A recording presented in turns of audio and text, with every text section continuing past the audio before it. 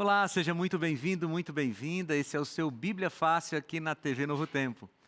Nós estamos na nossa temporada Eventos Finais e já estamos aí na reta final da temporada. Estamos no antepenúltimo programa. Vamos falar hoje sobre a volta de Jesus. Esse que é o tema, eu diria, mais importante da Bíblia. É a maior promessa, a promessa mais repetida da Bíblia é a volta de Jesus. Por quê? Porque a volta de Jesus é a única forma de resolver de verdade os problemas desse planeta. Então nós vamos ver os sinais da volta de Jesus, vamos ver se realmente está próxima, o que a Bíblia diz sobre isso, e que esse conteúdo aqueça o nosso coração para a gente esperar Jesus todos os dias. Você está aí comigo? Pega a tua Bíblia, pega uma caneta, um papel para você fazer anotações e a gente vai estudar agora a Palavra de Deus. Amigos, sejam bem-vindos mais uma vez. Nós estamos aí na nossa... Agora me ajudem, esse é o décimo encontro, né? O 10º encontro. E estamos vendo muitas coisas que são muito bonitas na Bíblia, né? Algumas bem fortes, assim, que causam impacto. Mas a Bíblia é isso, né? A Bíblia impacta a nossa vida para mudar a nossa vida. E hoje nós vamos estudar sobre essa que é a maior promessa da Bíblia, a promessa mais repetida. Os escritores bíblicos, eles tinham uma forma de enfatizar um assunto, que era repetindo. Toda vez que você estiver lendo um texto bíblico e repetir uma palavra, repetir uma expressão, enfim, quando você vir repetições na Bíblia, saiba que é porque o autor bíblico queria enfatizar aquela parte. E a promessa da volta de Jesus é repetida centenas de vezes na Bíblia. Então é realmente para a gente não esquecer isso. Mas vamos orar, porque a gente tem muito o que falar sobre esse assunto. Você pode orar comigo aí também de casa? Oremos. Senhor Deus, obrigado, porque nós temos a esperança da Tua vinda e nós queremos, Senhor Deus, em nome de Jesus, nos prepararmos para ela. Agora nós vamos estudar a Tua Palavra. Fala conosco, Senhor Deus, a respeito da Tua segunda vinda. Fala conosco a respeito das decisões que ainda precisamos tomar, para que nós possamos seguir sempre o mais próximos de Ti que for possível. Nos dá a Tua paz, nos batiza com Teu Santo Espírito nesse momento, em nome de Jesus. Amém. Amigos, a gente precisa dedicar muita atenção à segunda vinda de Cristo, porque a vida do cristão, dizia um escritor que eu gosto muito, é uma mescla do já e do ainda não. Como assim? Nós já vivemos o reino de Deus agora. Vivemos o reino de Deus quando a gente trata o próximo com respeito, quando a gente ama o próximo, quando a gente é caridoso, quando a gente é fiel a Deus, a sua palavra, a sua lei. Nós já vivemos o reino de Deus. Mas nós ainda não vivemos o reino de Deus na sua plenitude. Nós vivemos no reino de graça, no reino da graça de Deus. Mas em breve nós viveremos no reino da glória de Deus, quando Ele voltar. E a volta de Jesus, ela é o sentido da vida cristã. Não existe sentido para a vida cristã se não for a volta de Jesus. O cristianismo não é só você viver aqui na terra seguindo alguns preceitos. Porque se não tivesse essa perspectiva da eternidade, não valeria a pena você, às vezes, fazer tantas concessões aqui, ou abdicar de tantas coisas. Acho que a gente estava conversando sobre isso, não era, Diogo, aqui nos bastidores. Veja, se não há uma perspectiva da eternidade, a melhor coisa a se fazer é aproveitar tudo que essa terra tem aí de prazeres. Por quê? Porque se não tem nada depois da morte, se não tem a volta de Jesus, se não tem salvação, se não tem a eternidade, então vamos aproveitar o que tem aqui. Quando a gente vive sem a perspectiva da eternidade, a gente acaba vivendo na filosofia do hedonismo. Vamos aproveitar aqui o que tem nessa terra. Por quê? Porque depois não tem nada. Mas quando a gente vive na perspectiva da eternidade, aí cada coisa que a gente abre mão aqui na terra faz sentido.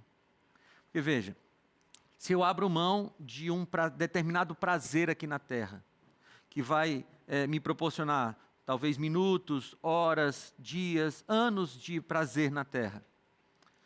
Quando eu comparo isso com a eternidade, então isso perde o seu valor. Se eu abdico, por exemplo, de eu poderia ser muito rico, mas para isso eu teria que quebrar a lei de Deus. E eu comparo esse meu desprendimento do dinheiro com a eternidade, aí esse desprendimento fica pequeno. Então, tudo que nós comparamos nessa vida com a eternidade se torna pequeno e por isso vale a pena abrir mão. Por isso a gente não pode perder a perspectiva da segunda vinda de Cristo. Nós somos cristãos porque nós estamos aguardando a segunda vinda de Cristo. Estamos aguardando encontrar com Ele pessoalmente. A gente já vive com Ele agora, mas sem encontrá-lo pessoalmente, para um dia a gente se encontrar pessoalmente. Então vamos lá, a volta de Jesus é o clímax da esperança cristã e o ponto culminante do plano da salvação. Então vamos começar no Apocalipse, já que a gente está tratando de eventos finais. Quais são os sinais da segunda vinda mencionados em Apocalipse? Nós vamos ler Apocalipse 16, 14 a 16, e depois a gente volta para o capítulo 6, do 12 ao 17, tá bom? Você de casa, se quiser a gente vai colocar aqui, se quiser acompanhar na tela, vou colocar o texto na tela, mas eu sempre prefiro que você acompanhe na sua Bíblia, tá bom? Para você ir conferindo os textos. Apocalipse 16, 14 a 16 diz assim: porque eles são espíritos de demônios, operadores de sinais, e se dirigem aos reis do mundo inteiro com o fim de ajuntá-los para a peleja do grande dia do Deus Todo-Poderoso. Eis que venho como vem o ladrão. Bem-aventurado aquele que vigia e guarda as suas vestes, para que não ande nu e não se veja a sua vergonha. Então os ajuntaram no lugar que em hebraico se chama Armagedon.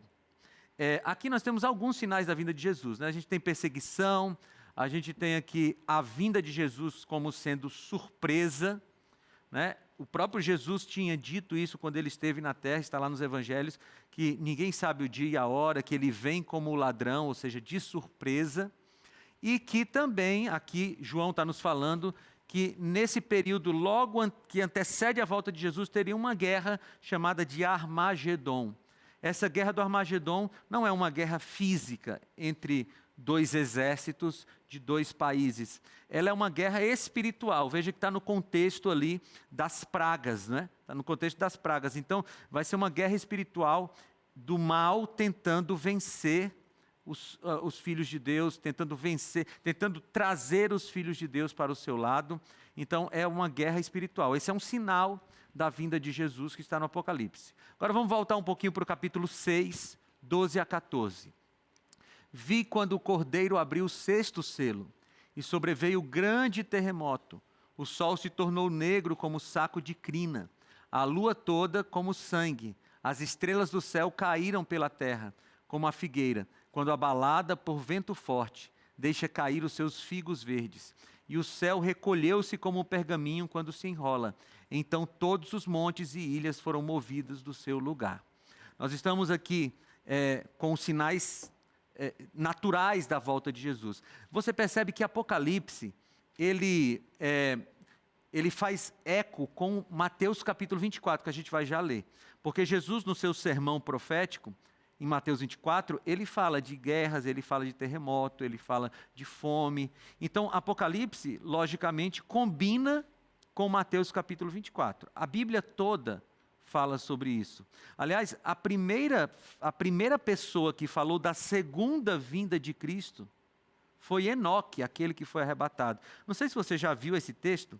Vai lá na carta de Judas, ali coladinho no Apocalipse. É o penúltimo livro da Bíblia. A carta de Judas, deixa eu encontrar aqui o versículo 14, isso, versículo 14. Tá? Aqui, ó, diz assim: foi a respeito deles que também profetizou Enoque, o 7º depois de Adão, dizendo: eis que o Senhor vem com milhares dos seus santos para exercer juízo contra todos e para convencer todos os ímpios a respeito de todas as obras ímpias que praticaram e a respeito de todas as palavras insolentes que ímpios pecadores proferiram contra ele. Veja, aqui Enoque é aquele lá de Gênesis que andou com Deus e foi levado para o céu, né, sem conhecer a morte. Então, Enoque profeticamente já falava desse evento que aconteceria milhares de anos depois da sua existência, que era Jesus vindo com milhares e milhares de anjos. Por que é a segunda vinda? Por que a gente sabe que Enoque estava falando da segunda vinda? Porque na primeira vinda de Cristo ele veio como? Ele veio como um bebê.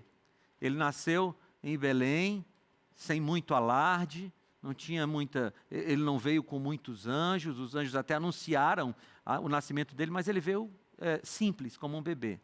Ele vem com milhares e milhares dos seus santos na segunda vinda. Então, veja como é interessante, a primeira pessoa a mencionar a segunda vinda de Jesus ainda viveu nos tempos ali do início de tudo, né? Nos primeiros anos da história da Terra, Enoque. Muito bem, então, Apocalipse 6, 15 a 17 diz assim: os reis da terra, os grandes, os comandantes, os ricos, os poderosos e todo escravo e todo livre se esconderam nas cavernas e nos penhascos dos montes e disseram aos montes e aos rochedos: caí sobre nós e escondei-nos da face daquele que se assenta no trono e da ira do Cordeiro, porque chegou o grande dia da ira deles. E quem é que pode suster-se? Amigos, olha que cena dramática. Você tem um grupo de pessoas, os ímpios, aqueles que estarão perdidos na volta de Jesus, dizendo assim, para os montes e para as rochas: caiam sobre nós. Veja, não deve ser muito agradável uma pedra gigantesca cair sobre você. Deve ser uma dor muito grande. Mas o desespero das pessoas perdidas vai ser tão grande que eles vão preferir ser esmagados por rochas, esmagados por pedras gigantes, a se encontrar com aquele Jesus. Por quê? Todas as pessoas, salvas e perdidas, tiveram pelo menos uma chance de entregar a vida a Cristo. Todos tiveram. Ninguém na volta de Jesus vai poder dizer assim: eu não sabia, eu não tive oportunidade. Todo mundo vai saber de alguma forma. Todo mundo vai ter algum tipo de conhecimento. Romanos capítulo 1 diz que algumas pessoas conhecerão a Jesus pela natureza. Conhecerão que tem um Deus pela natureza. Então, ninguém vai poder dizer assim: eu estou injustiçado porque eu não tive oportunidade. E por isso essas pessoas, elas dizem assim: olha, eu não quero enfrentar, eu não quero olhar para Jesus. Eu prefiro morrer, e morrer de maneira trágica, né? Porque todo mundo teve essa oportunidade. Falando em oportunidade, eu quero oferecer para você esse guia de estudos aqui, que é a Revista Esperança, a revista oficial da Novo Tempo, e o tema dessa Revista Esperança é Eventos Finais. Aqui você vai poder estudar a respeito da volta de Jesus, também tem um tema aqui sobre a volta de Jesus, e você vai poder se preparar melhor. Sabe, o tom é muito solene desse assunto, porque é uma decisão que a gente toma que vai fazer diferença entre a vida e a morte eterna. Então eu convido você para pedir essa revista, para ter essa revista, porque ela vai te ajudar a aprofundar os seus conhecimentos nos eventos finais e a aprofundar o seu relacionamento com Jesus através da Bíblia. Bem, quanto é que custa essa revista? Ela teve um custo, mas o custo já foi pago. Os Anjos da Esperança já pagaram tanto a produção da revista, a impressão e o envio para a sua casa. Já está tudo pago. Seu trabalho é pedir. Se você pedir, você vai receber. Você pode mandar uma mensagem para o nosso WhatsApp. O número é 12 98244 4449. Vou repetir. 12 98244 4449. É só mandar um recado simples, assim: eu quero a revista Esperança Eventos Finais. Eu quero a revista Eventos Finais. E a nossa equipe vai ajudar você a fazer o seu cadastro e a gente envia para a sua casa. Na semana também, de 8 até as 10h30 da noite, você pode ligar para 0 Operadora 12 21 27 31 21. Ou pode entrar agora mesmo no site novotempo.com/escola bíblica. Lá você pode pedir a revista física ou você já pode baixar o PDF dela e ter a revista imediatamente aí no seu computador, no seu tablet, para começar a estudar, tá bom? Pede, porque é de graça. Muito bem, vamos continuar aqui. Os sinais da segunda vinda de Cristo em Apocalipse incluem desastres naturais, como terremotos e fenômenos astronômicos extraordinários. Além disso, a reunião dos reis da terra para a última batalha, chamada Armagedon, sinaliza a proximidade desse grande evento, servindo como um alerta divino que antecede a volta de Jesus. Agora nós vamos para Mateus capítulo 25, para a gente descobrir como a segunda vinda é relacionada ao juízo final. A gente vai ler Mateus 25 e depois vamos voltar para Apocalipse capítulo 19. Vamos começar com Mateus 25, a partir do versículo 31, tá? Você de casa, por favor, acompanhe aí. O texto está aqui na tela. Mateus 25, do 31 ao 35, diz assim: Quando vier o Filho do Homem na sua majestade e todos os anjos com ele, então se assentará no trono da sua glória, e todas as nações serão reunidas em sua presença. E ele separará uns dos outros, como o pastor separa dos cabritos as ovelhas, e porá as ovelhas à sua direita, mas os cabritos à esquerda. Então dirá o rei aos que estiverem à sua direita: Vinde, benditos de meu Pai, entrai na posse do reino que vos está preparado desde a fundação do mundo. Porque tive fome e me deste de comer, tive sede e me deste de beber, era forasteiro e me hospedaste. O que eu quero destacar desse texto aqui, que são palavras de Jesus, é que na vinda de Jesus ele vai separar salvos e perdidos. Aquilo que a gente já tinha conversado um pouquinho, acho que na semana passada, sobre o juízo, né? Haverá um juízo e haverá um momento em que pessoas se perderão e pessoas se salvarão. Isso parece muito óbvio, né? Mas hoje existem algumas linhas teológicas que querem dizer assim: não, Jesus é tão amoroso, Jesus ama tanto, que ele vai acabar salvando todo mundo. Ele vai assim, deixa para lá o pecado e tal, vou salvar todo mundo. Mas não é isso que a Bíblia diz.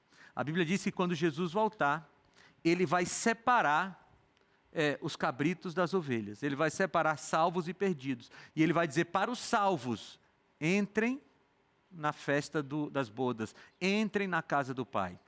Tá? Agora vamos ler, vamos continuar aqui, do 36 ao 40. Estava nu, ele está dizendo aqui, né, as características dos salvos. Tive fome e me deste de comer, tive sede e me deste de beber, era forasteiro e me hospedaste, estava nu e me vestistes, enfermo e me visitastes, preso e fostes ver-me. Então perguntarão aos justos: Senhor, quando foi que te vimos com fome e te demos de comer? Ou com sede e te demos de beber? E quando te vimos forasteiro e te hospedamos? Ou nu e te vestimos? E quando te vimos enfermo ou preso e te fomos visitar? O rei respondendo lhes dirá: Em verdade vos afirmo que sempre que o fizeste a um destes meus pequeninos irmãos, a mim o fizestes. Veja, essas pessoas não foram salvas porque foram caridosas, tá? Elas não foram salvas porque alimentaram faminto, não foram salvas porque deram roupa a quem não tinha roupa. O motivo da salvação não foi esse. O motivo da salvação sempre é a graça de Cristo. Nós não somos salvos pelas nossas obras. Mas essa atitude de ajudar o próximo, de se preocupar com o próximo, é o resultado da salvação. São as características daqueles que são salvos. As pessoas salvas, elas têm esse impulso para ajudar os outros.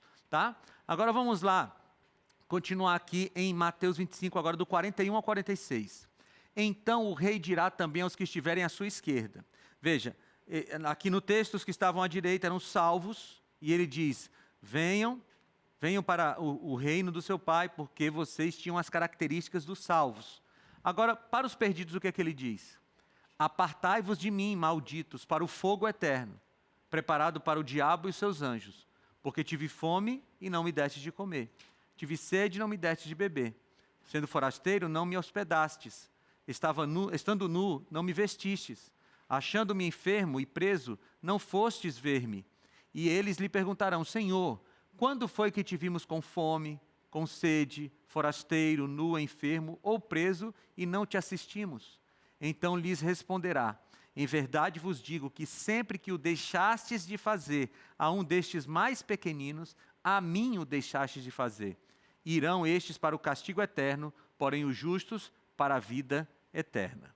Ontem, ou melhor, na semana passada, nós discutimos, eu nem lembro quando foi semana passada ou não, semanas atrás, a gente falou sobre o inferno, se lembram?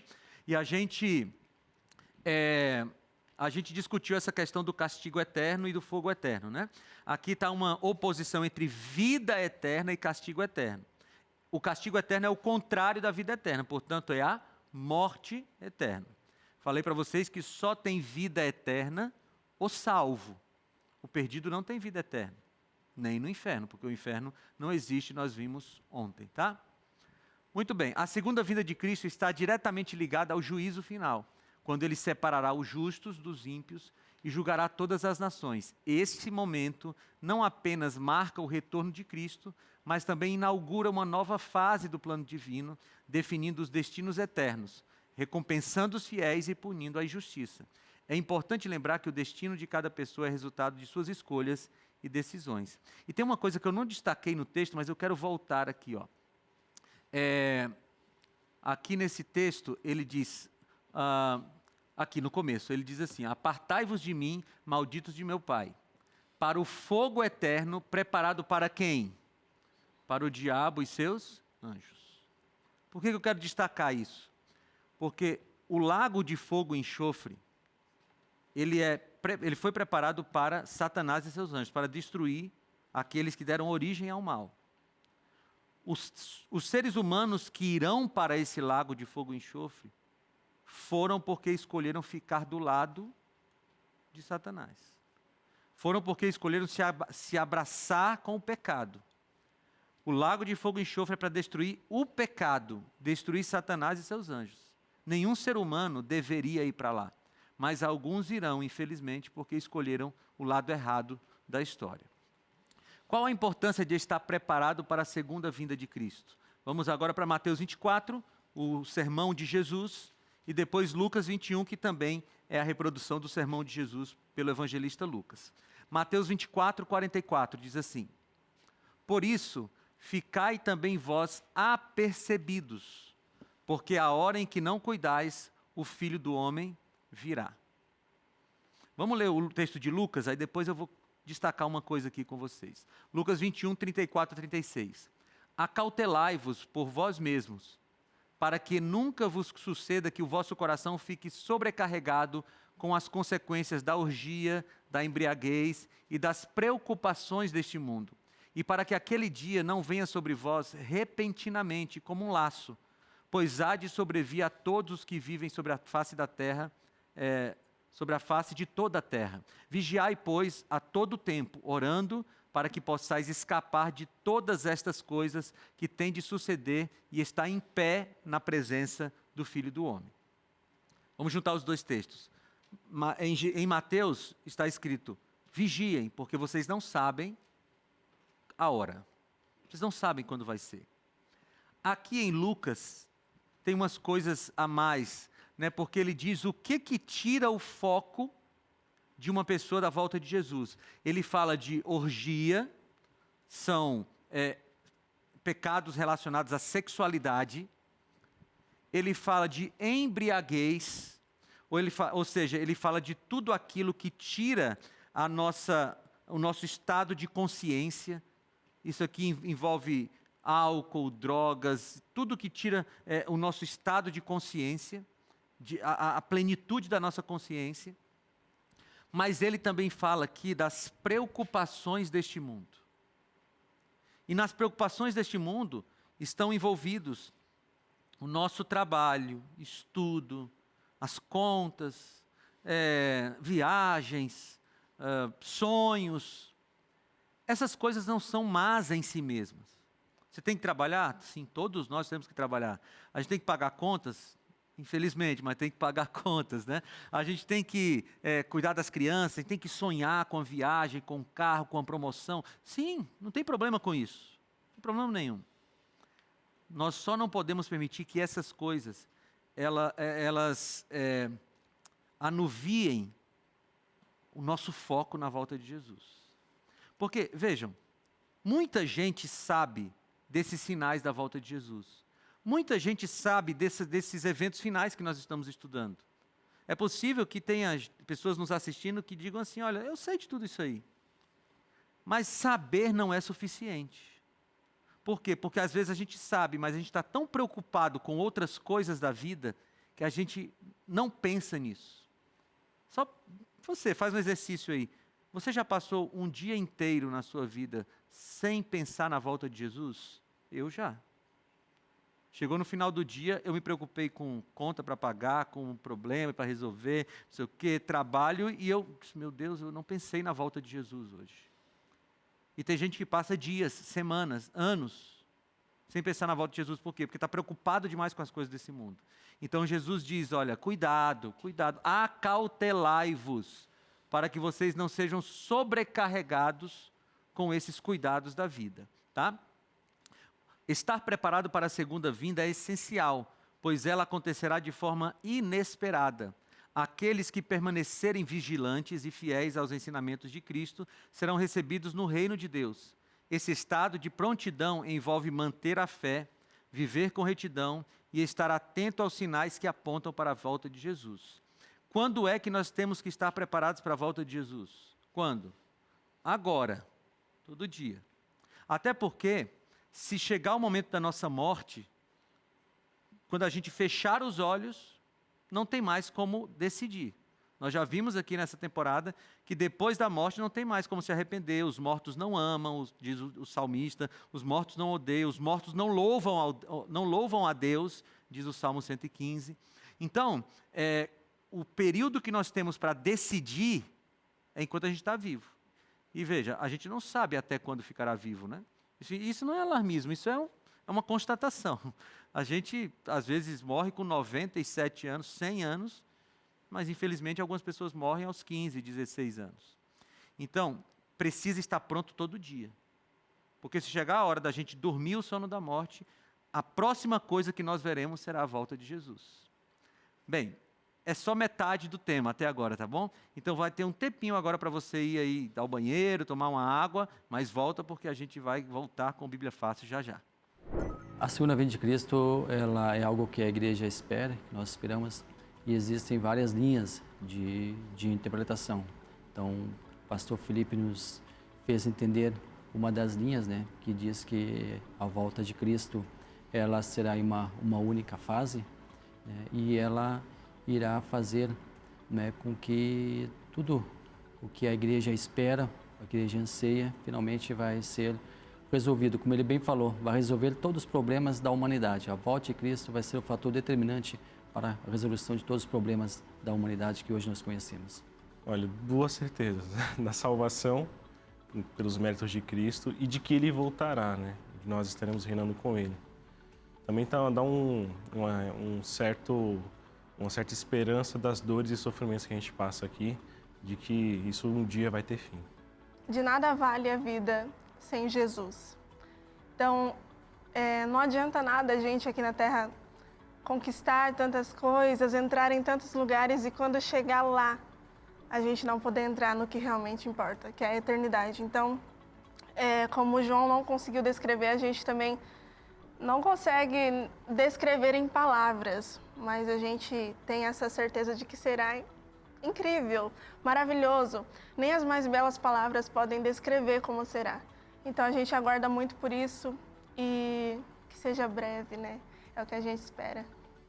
Estamos de volta com o seu Bíblia Fácil e mais uma vez eu te ofereço aqui, este presente da Novo Tempo, que é a revista Esperança Eventos Finais, que é uma revista que acompanha aqui a nossa temporada, que tem os temas da nossa temporada. Nós ainda temos aí mais 2 semanas pela frente de conteúdo aqui dessa temporada, então dá tempo você pedir ainda, quem sabe chega aí na sua casa antes de terminar a nossa temporada. E é de graça, tá? Nós não cobramos nada porque os Anjos da Esperança pagam todos os custos deste envio para a sua casa. Aliás, Anjos da Esperança, obrigado. Você que é um Anjo da Esperança, muito obrigado, porque esse programa só está no ar por causa de você. E essa revista vai para a casa das pessoas por causa de você também. Você quer pedir essa revista? Pede agora, porque ela vai para a sua casa sem custo. O número é 12, o número do WhatsApp, tá? É para mandar uma mensagem. 12982444449. Escreve lá para a gente, quero a revista Eventos Finais. E a gente vai te ajudar a fazer o seu cadastro e manda para você. Ou você pode ligar durante a semana para 0 Operadora 12 21 27 31 21. Ou pegar, por exemplo, a revista digital agora no site novotempo.com/escola bíblica. Você tem esses 3 canais aí para pedir a sua revista. E nós vamos ter a alegria de enviar para a sua casa. Vamos continuar então, gente. Como os cristãos devem viver enquanto esperam a volta de Jesus? Então agora a gente passa por uma segunda fase desse nosso estudo da volta de Jesus. Nós já vimos que Jesus está próximo de voltar, né? Aliás, toda essa temporada nos mostra que os eventos finais estão acelerados, né? E nós estamos perto de Jesus voltar. Agora a pergunta é como a gente vive enquanto ele não vem? Essa é a pergunta mais importante. É mais importante do que a pergunta quando ele virá, tá? Saber a data da volta de Jesus não é tão importante do que saber como eu tenho que viver agora enquanto ele não vem. Por quê? Porque se eu por acaso soubesse a data da volta de Jesus, mas não vivesse como um santo de Deus aqui, a data não faria diferença nenhuma. Mas se eu viver como um santo de Deus agora e amanhã e depois, bem, Jesus vai voltar e eu vou estar pronto pela graça dele. Então vamos ler Tito 2, 12 a 14. Diz assim: educando-nos para que, renegadas a impiedade e as paixões mundanas, vivamos no presente século sensata, justa e piedosamente, aguardando a bendita esperança e a manifestação da glória do nosso grande Deus e Salvador, Cristo Jesus, o qual a si mesmo se deu por nós, a fim de remir-nos de toda a iniquidade e purificar para si mesmo um povo exclusivamente seu, zeloso de boas obras. Eita, esse versículo aqui tem conteúdo para a gente ficar o programa todo. Eu vou tentar não me alongar muito, mas vejam quantas características tem um cristão que espera a volta de Jesus. Primeiro, ele tem que viver renegando a impiedade e as paixões mundanas. Há coisas, amigos, que não combinam com a vida de um cristão que está esperando a volta de Jesus. Né? Os vícios não combinam com a vida de um cristão que está esperando a volta de Jesus. A promiscuidade sexual não combina com a vida de um cristão que está aguardando a volta de Jesus. As bebidas alcoólicas, as festas que estão aí oferecendo claramente coisas que não combinam com a Bíblia, essas coisas não combinam com a vida de um cristão. E Paulo está escrevendo a Tito, dizendo assim, tem que renegar a impiedade e as paixões mundanas. E ele diz, é para viver de maneira sensata, de maneira justa e de maneira piedosa, aguardando a bendita esperança. E aqui no final ele diz, é para sermos zelosos de boas obras. Novamente eu digo, nós não somos salvos pelas boas obras, mas as boas obras são um sinal de quem foi salvo. Então um cristão não é fofoqueiro, um cristão não fica bajulando os outros, o cristão não fica levantando falso testemunho, um cristão não fica criando situações para levar vantagem sobre outras pessoas que vão ser prejudicadas. Um cristão paga suas contas, todas essas coisas fazem parte da vida de um cristão que está aguardando a volta de Jesus, e nós vemos isso aqui em Tito. Ives. Pastor Felipe, então aproveitamos o raciocínio de como devemos nos portar. Acaba sendo tão importante quanto a volta de Jesus, a gente pode também medir o nosso comportamento, segundo Gálatas, capítulo 5. Sim, o que devemos ser e o que não devemos ser, né? Como um termômetro. Gálatas capítulo 5 é um capítulo que eu gosto demais. Aliás, eu gravei um programa inteiro só sobre esse capítulo. Na temporada Crenças Populares, eu gravei um programa sobre liberdade, que é o tema desse capítulo 5 de Gálatas. Ele é maravilhoso. Depois você lê aí, marca aí Gálatas capítulo 5, é muito bom. Obrigado, Ives. Muito bem. Então, Paulo aqui, escrevendo para Tito, ele já nos diz como viver. Agora, a primeira carta de Pedro, no capítulo 1, versículos 13 a 16, diz assim: por isso, cingindo o vosso entendimento, sede sóbrios e esperai inteiramente na graça que vos está sendo trazida na revelação de Jesus Cristo. Como filhos da obediência, não vos amoldeis às paixões que tinhais anteriormente na vossa ignorância. Pelo contrário, segundo é santo aquele que vos chamou, tornai-vos santos também vós mesmos em todo o vosso procedimento, porque está escrito, sede santos, porque eu sou santo. O céu, querido, espera que nós tenhamos uma vida santa. E a vida santa, ela envolve todos os aspectos da nossa vida. Desde a forma como nós nos vestimos, a forma como nós falamos, o que nós assistimos, nós lemos, a forma como a gente acessa as redes sociais, a forma como a gente trata os nossos inimigos, as pessoas que nos prejudicam, as pessoas que querem o nosso mal. Tudo isso são características daqueles que estão aguardando a volta de Jesus. E aqui ele repete algumas coisas, né? Sobriedade, ele fala de obediência. Às vezes a gente encontra gente por aí dizendo que, não, a graça de Cristo, ela é tão grande que a gente não precisa se preocupar com obedecer à lei. E eu escutei, algum tempo atrás, um líder religioso dizendo assim, não, quem se preocupa com a lei negou a graça de Cristo. Não, porque, veja, no mesmo versículo, Pedro fala aqui, esperando inteiramente na graça, e algumas linhas depois ele diz, como filhos da obediência. A graça e a lei, a graça e a obediência não são antagônicas, elas são complementares. Uma pessoa que entendeu que foi salvo pela graça de Cristo, ela vai ter o coração impulsionado a obedecer à lei de Deus.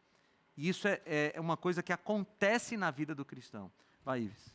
Pastor Felipe, eu vendo as suas conclusões, eu vejo que há essa confusão, de fato, de, entre aspas, desprezarmos a lei e voltarmos somente para a graça. Mas eu creio também que essa confusão, ela é oriunda de uma interpretação de que você deva seguir o mitzvot, que são as 613 leis, e se confunde com os mandamentos. Eu queria que você nos ajudasse a entendermos o que devemos, de fato, conservarmos como lei. Isso, quando a gente fala de lei de Deus, nós temos os 10 mandamentos, né? Nós temos os 10 mandamentos, que é a lei escrita pelo dedo de Deus. Só que nós temos outras leis de Deus na Bíblia. Por exemplo, em Levítico capítulo 11, nós temos as leis de saúde de Deus. Então, ali, animais que podem ser comidos, animais que não podem ser comidos.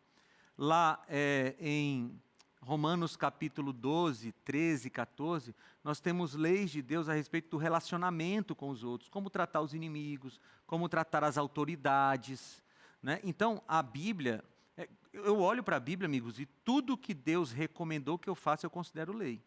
Uma vez eu vi assim, alguém dizendo, isso aí é uma lei de Deus ou um conselho de Deus?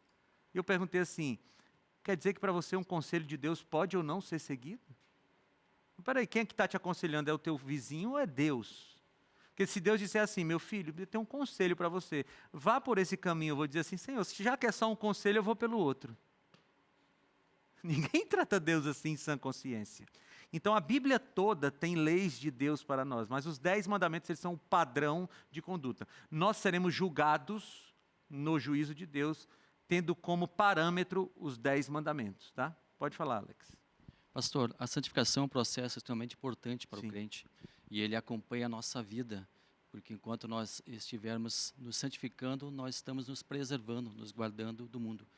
Algumas pessoas, elas usam a liberdade e a graça, e eu já vi relatos de pessoas que são promíscuas e dizem, não, mas Deus sabe que eu sou assim, eu vou continuar assim, porque Deus respeita o meu livre-arbítrio. Só que o que nós escolhemos hoje, nós escolheremos no futuro. Nosso futuro, a nossa vida eterna depende do que nós fizemos hoje. Não, Gostaria que você comentasse, por favor. com certeza, Alex. E veja, quando a pessoa diz assim, não, Deus sabe que eu sou assim, a pessoa despreza o que olha na Bíblia. Por exemplo, Pedro era um homem extremamente violento. Você lembra que quando tentaram prender Jesus, ele tirou a espada assim e mirou na cabeça, né? O cara deve ter afastado assim, acertou na orelha. Aí você olha para as cartas de Pedro, ele diz, filhinhos, amados. João, e o João, que era o filho do trovão? João era daqueles caras assim, você mexeu, pisou no pé dele, ele já dá no pé da orelha assim. Como é que ele está nas cartas lá? É o discípulo amado. Meus amados, meus filhos. Veja, as pessoas que se encontram com Jesus, elas são transformadas. E aí eu fico pensando, tem gente que acha que a graça de Deus é poderosa o suficiente para perdoar, mas não é poderosa o suficiente para transformar. A mesma graça que perdoa, transforma. A mesma graça que perdoa, transforma. Então, Alex, você tem toda a razão. Alguém que diz assim, eu continuo no pecado porque Deus sabe que eu sou assim. Veja, Deus sabe que você é assim, mas Deus tem poder para transformar você, para não ser mais assim. E a Bíblia está cheia disso, cheia disso. Aliás, quem justifica o seu pecado pela graça, vai morrer no pecado. Porque não entendeu a graça de Cristo. Vamos lá. Vamos aqui para Mateus 28, 19, para ver qual é o papel da igreja na segunda vinda de Cristo. Diz assim, olha, ide, portanto, fazei discípulos de todas as nações, batizando-os em nome do Pai, do Filho e do Espírito Santo, ensinando-os a guardar todas as coisas que vos tenho ordenado, e eis que estou convosco todos os dias até a consumação do século. Enquanto Jesus não vem, nós temos que pregar o Evangelho, fazer novos discípulos. E agora um capítulo maravilhoso sobre a segunda vinda de Cristo. 2 Pedro capítulo 3. Nós não vamos ter tempo de estudar todo esse capítulo, mas esse capítulo ele é chave para você entender como aguardar a vinda de Jesus, especialmente como você deve viver. Capítulo 3, do 11 ao 14, diz assim, visto que todas essas coisas hão de ser assim desfeitas, deveis ser tais como os que vivem em santo procedimento e piedade, esperando e apressando a vinda de Deus, por causa do qual os céus incendiados serão desfeitos e os elementos abrasados se derreterão. Nós, porém, segundo a sua promessa, esperamos novos céus e nova terra, nos quais habita a justiça. Por essa razão, pois, amados, esperamos estas coisas. Empenhai-vos para serdes achados por ele em paz, sem mácula e irrepreensíveis. Ou seja, aqui está o segredo de como a gente deve viver na volta de Jesus. Ele diz assim, olha, já que Jesus vai voltar, então vocês devem viver em santo procedimento e piedade, esperando e aguardando a vinda de Jesus. Ou seja, vida santa, piedade, em santidade e piedade. A Paulo escreveu assim, olha, busquem a santidade, sem a qual ninguém verá a Deus. Todo mundo que vai ver o Senhor na volta de Jesus, passou pelo processo de santificação, cada um no seu estágio. A gente não pode medir a santificação do outro pela nossa. Eu estou aqui na santificação nesse estágio, o Alex está aqui, o Ives está ali, mas todos nós estamos como? Dando um passo após o outro para a gente caminhar em direção a Jesus. Quando a gente for salvo, nem todo mundo estará no mesmo estágio de santificação.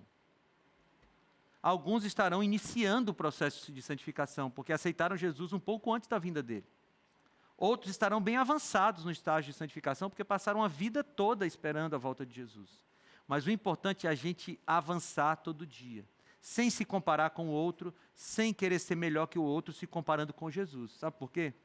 Porque todas as vezes que a gente se compara com Jesus, a gente percebe que tem mais coisa para crescer.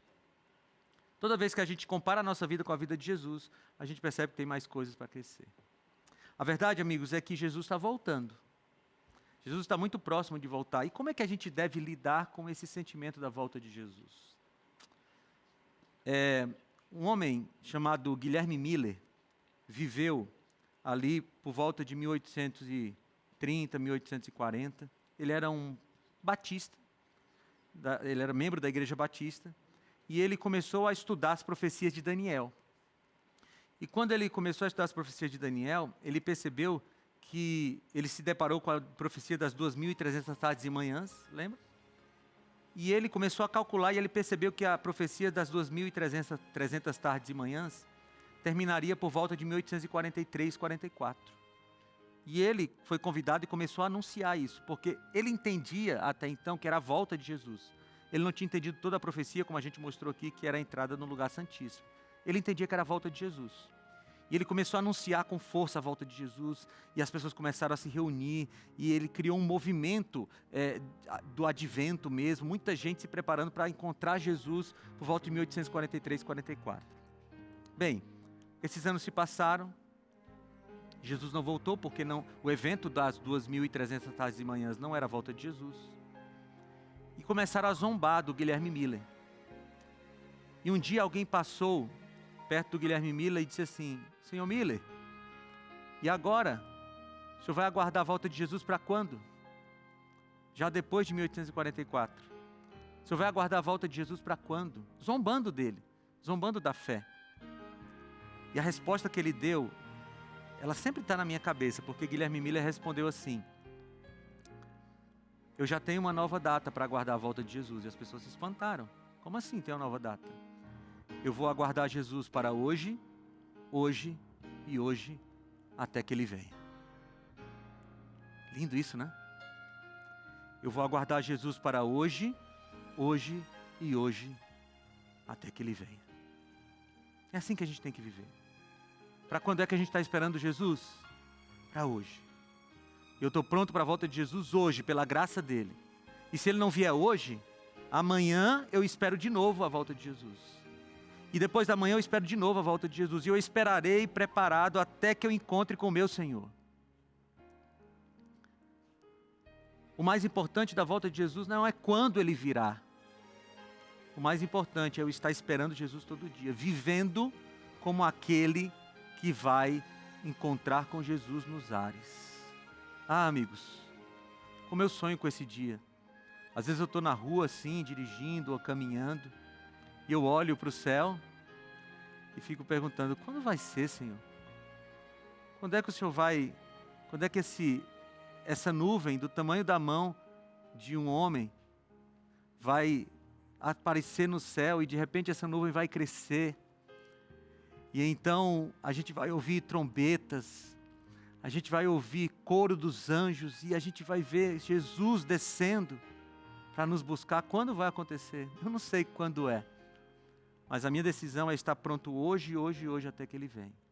Que tal você se preparar também? Você vai ouvir um hino agora.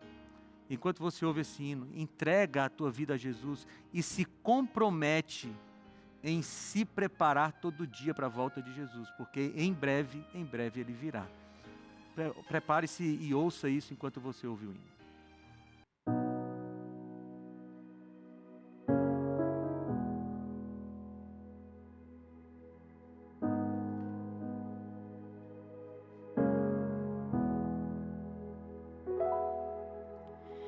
Triste estou por ter perdido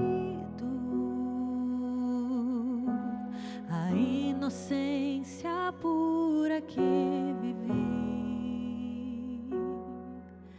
pedaços que de mim caíram,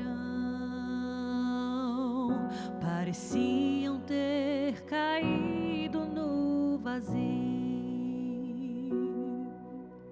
Mas Deus ouviu quando eu clamei, quando pequei.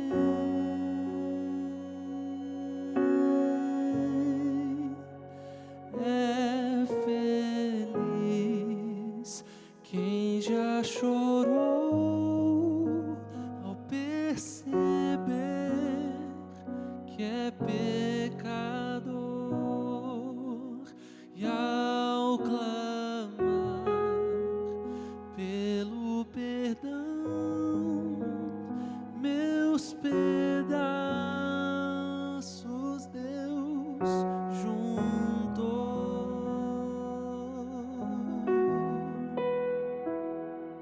Tão longe caminhei sem ter Deus, até o respeito próprio eu perdi, tentando procurar saída na mesma armadilha eu caí, mas Deus ouviu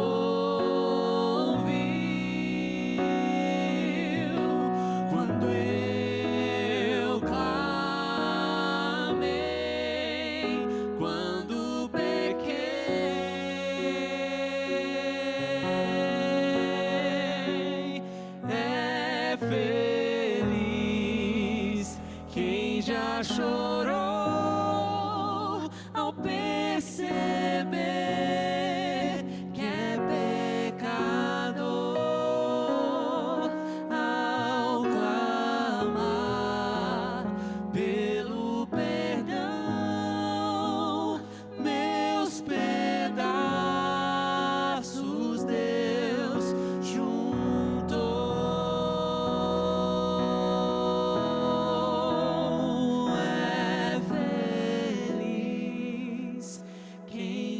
chorou ao perceber que é pecador, ao clamar pelo perdão, meus pedaços Deus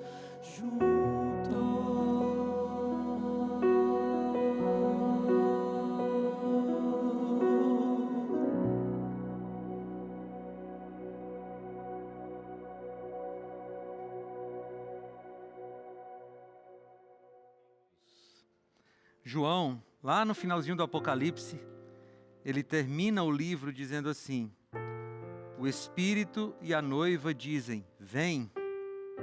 Aquele que ouve, diga, vem. E aquele que tem sede, venha.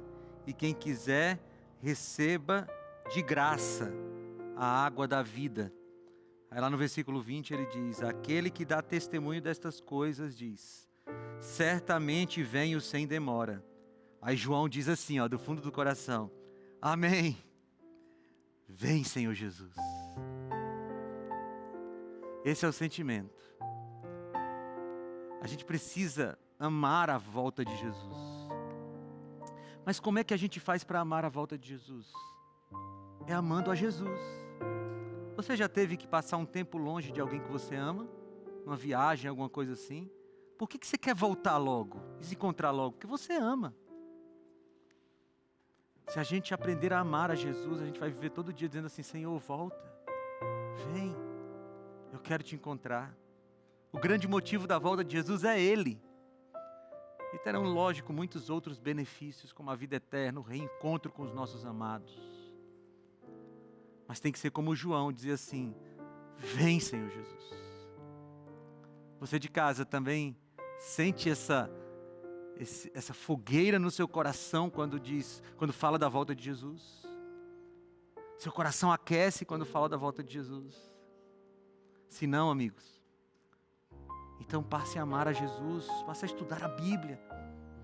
Porque quanto mais você conhecer Jesus, mais você vai querer a sua volta. Eu quero orar por você e por mim, para que essa chama da volta de Jesus faça com que a gente seja motivado todo dia a viver como um santo nessa terra. A viver de tal forma que a gente já aguarda Jesus todos os dias. Eu vou orar agora, peço que você ore comigo e decida entregar a vida a Jesus. Senhor Deus, nós estamos aqui com o coração aquecido, dizendo como João, ora vem, Senhor Jesus, Maranata. Senhor, nos ajuda a desejar a Tua volta todo dia, Pai. Nós queremos mesmo estarmos prontos naquele dia, mas nós queremos viver prontos todos os dias. Nos dá essa graça, Senhor, porque é só pela Tua graça, mas nós queremos viver como vivem os santos. Nós queremos viver como vivem aqueles que esperam a volta de Jesus. Nós entregamos nossa vida em Tuas mãos. Eu entrego a vida dessa pessoa que ora comigo em Tuas mãos. Transforma-nos e nos faz a Tua imagem e semelhança, em nome de Jesus. Amém. Amém. A vida do cristão é o que a gente espera, como o pastor falou. A gente espera um dia se encontrar com Jesus. É para isso que a gente serve a Ele. A segunda vinda de Cristo, para mim, é o que eu aprendi aqui na Novo Tempo, foi totalmente o contrário do que eu lia e do que eu tentei aprender. Mas aqui com vocês, eu aprendi como que vai ser a segunda vinda do Senhor Jesus. Então, nós temos que preparar para ir na primeira vinda, não na segunda vinda. Nós temos que estar o tempo todo com Cristo, orando, cuidando de nós, do próximo, e dando atenções, levar palavras. Assim, a gente se emociona até de pensar que um dia você poder conversar, abraçar Jesus, é muito emocionante. E é que nem o pastor falou também, a gente tem que esperar a volta de Jesus todos os dias. Então a gente tem que estar sempre preparado, procurar se preparar todos os dias para a volta de Jesus. E é isso que eu espero.